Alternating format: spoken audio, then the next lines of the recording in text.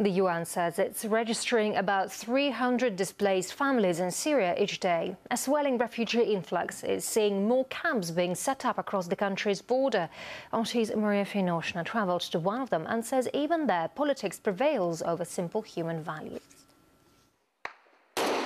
A conflict of contrast and contradictions.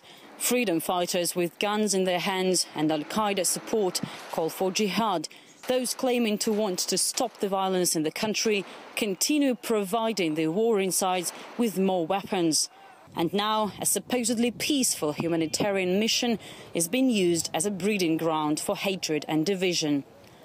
Fleeing refugees may have felt they've escaped the war, but it seems the conflict has other plans for them.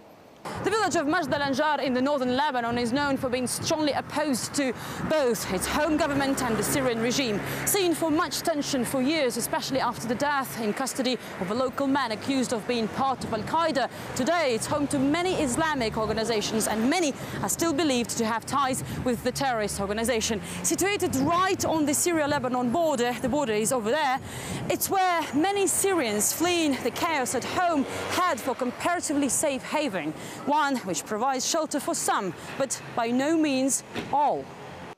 A group of Islamic NGOs is coordinating the humanitarian mission here. Their mercy carries a subtle message. The boxes bear what look to the swords of the Muslim Brotherhood. Here's what has to be enough for a month for one family. Here is rice, crops, dry milk. The man in charge is a Salafi, a radical Sunni group adhering to fundamentalist Islam and not tolerating moderate forms of the religion. Sheikh Khalik says anyone's welcome to relief just so long as they share in his one-sided beliefs. We will not accept anybody who supports such a criminal regime. Maybe we'll try to talk to them and convince them not to be on the bad side. If they accept, they're more than welcome. If not, we'll ask them to leave the village. No surprise, therefore, we didn't find a single Assad supporter here. Newly arrived refugees, most of whom are families with small children, sleep on classroom floors and are given just basic rations. But empty stomachs are only helping to nourish anti-Assad sentiments. I would join the Free Syrian Army if only I had a chance, but they don't need me. I'm not in the military. And if I have an opportunity to kill Assad with my bare hands, I won't hesitate. What on the surface look like helpless refugees in an instant can turn into ardent revolutionaries.